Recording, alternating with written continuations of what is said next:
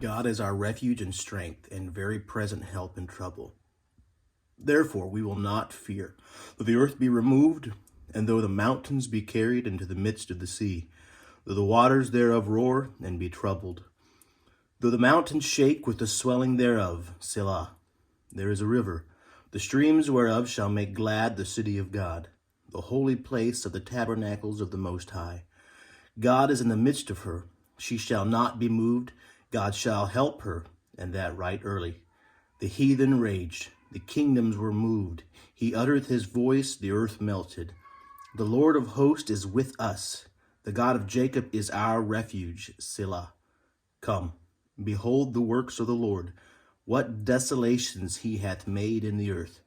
He maketh wars to cease unto the end of the earth. He breaketh the bow and cutteth the spear in sunder. He burneth the chariot in the fire.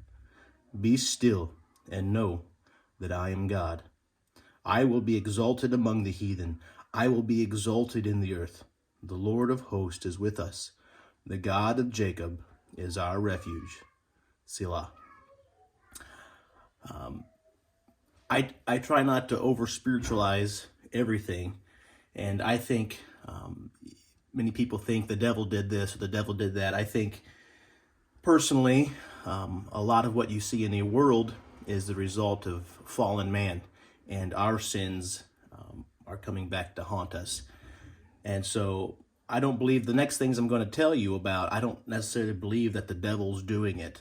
I believe that it's just mankind. We're just fallen, messed up people. But I want to fill you in on something. Two things particular with the police that we've come in contact with.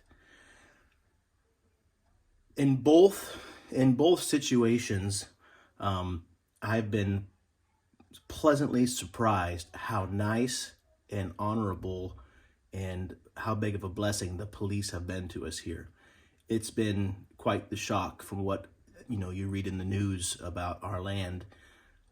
The police have been a blessing, and they're dealing with many things that this culture and the sins of their fathers have put on the grandchildren, as the Bible talks about. So we had a run in here last week. We had a family come visit us and spend some time with us, and we wanted to go pass out tracts on the street.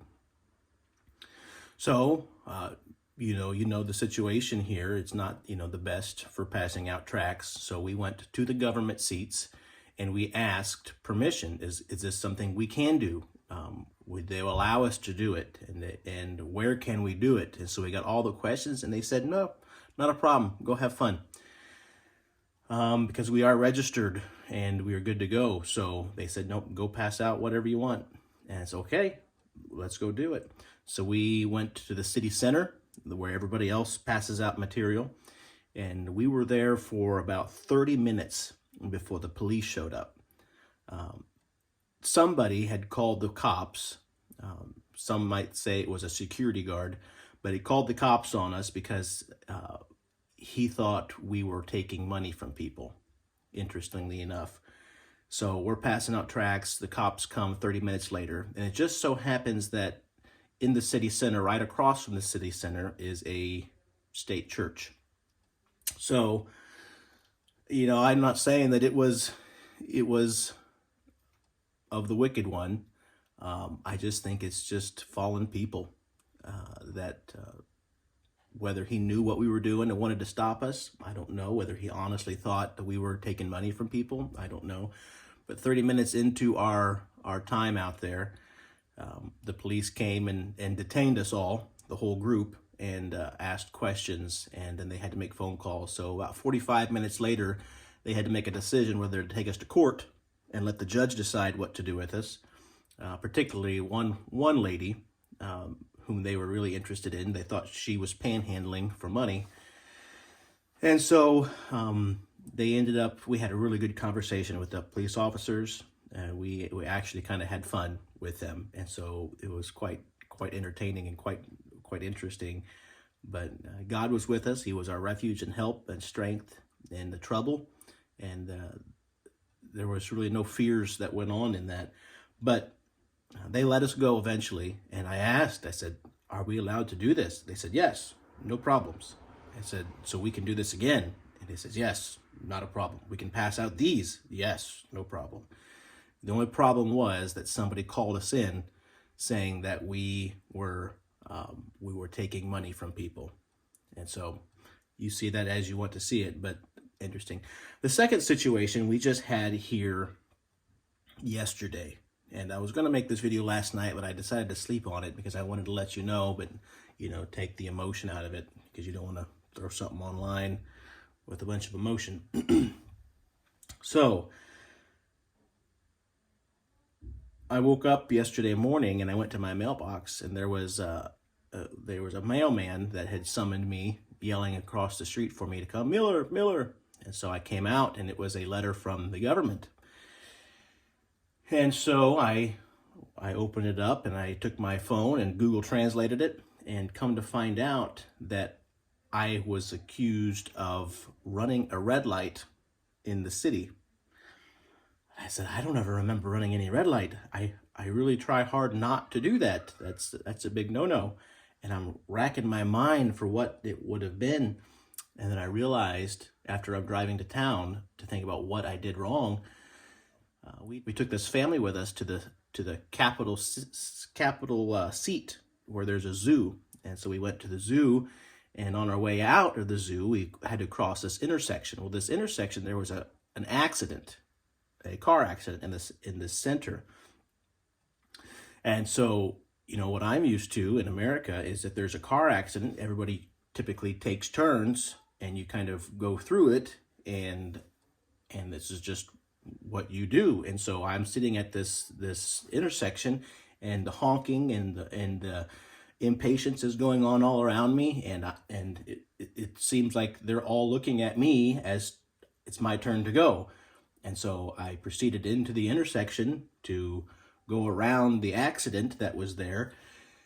And come to find out, there was a camera on the pole, and like it or not, they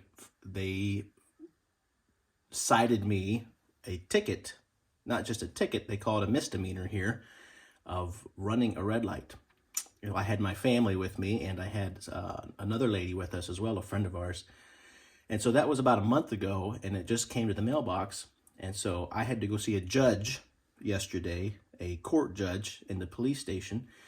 The police were super awesome, and it was above expectations. We talked and laughed and had jokes, and it was good time.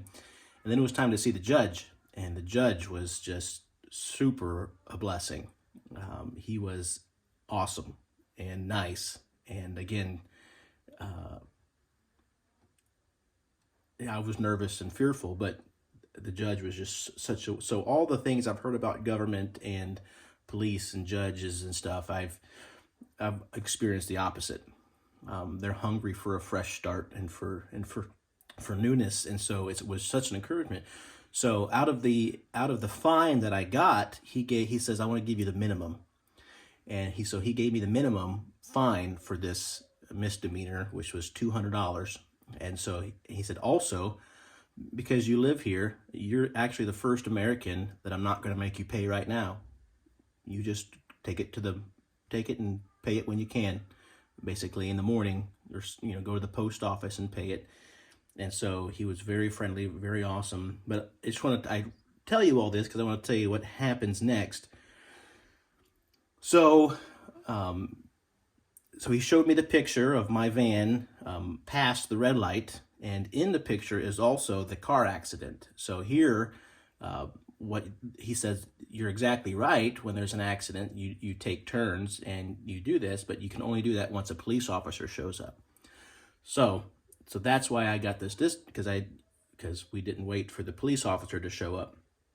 So what happens now is the judge, he gave me the verdict that I'm guilty, and I paid the fine. He says, there's no points, you're not going to have anything on your license, no problem, it's forgotten about. So go and live life. He says, but the police, they may send you a letter saying that you're not allowed to drive your vehicle anymore. And if you get that letter, then you must not drive your vehicle for 3 months. The penalty for this is 3 months. If you get a letter, they may never even send you a letter. I said, okay, all right. So that could be restricted for not being able to drive a car. Now, I can still drive a motorcycle and I can still drive a semi, but I can't drive a car. Hence why I may look into getting a motorcycle. I don't know. But for 3 months, I'll have to lose my license, potentially. It's not a for sure, but it's not. And then he says this, you'll not know if you're going to lose it or not until you get a letter in the mailbox. And I said, okay. And he said, the police have up to 2 years to send you a letter. Well, it's bad enough to lose your license for 3 months, but it's another thing to walk past your mailbox every day wondering if today's the day you get the letter. For 2 years. So, it's interesting. But one person could look at that and every day they could be a little bit of anxiety thinking they could lose their license for 3 months. But we just have to trust the Lord. And I did not do anything intentionally. This is just one of those culturally things that you learn as you go. And but God is our refuge and our strength and a very present help in trouble. Therefore we will not fear, though the earth be removed, though the mountains be carried into the midst of the sea, though the waters thereof roar and be troubled, though the mountains shake with the swelling thereof. Selah. So we thank God for his love towards us, his care, his patience, and I will be training my wife to drive a stick. So if something happens in the next 2 years, then she'll be able to drive us around. So interesting stuff, but this is what people go through around the world. And so I hope it helps you learn how to pray for people to give them strength of mind and strength in the situations that God has allowed them to go through. You see, it rains on the just and the unjust. Christians are no better off than lost people when it comes to situations in life. But God, he gives us the help, the mental, spiritual help to make it through the same problems. So our neighbors, our people are going to watch and see how we handle these things. And we just want to be an encouragement, show them that God is big and God is better than these little fears that we have. So hope that's an encouragement to you. And whatever you're going through, just remember that God is our refuge and strength. He's a very present help in trouble. Therefore we shall not fear, though the earth be removed, and though the mountains be carried into the midst of the sea, though the waters thereof roar and be troubled, though the mountains shake with the swelling thereof. That's our God. You have a blessed day. Stay encouraged, and we'll talk to you again. Bye.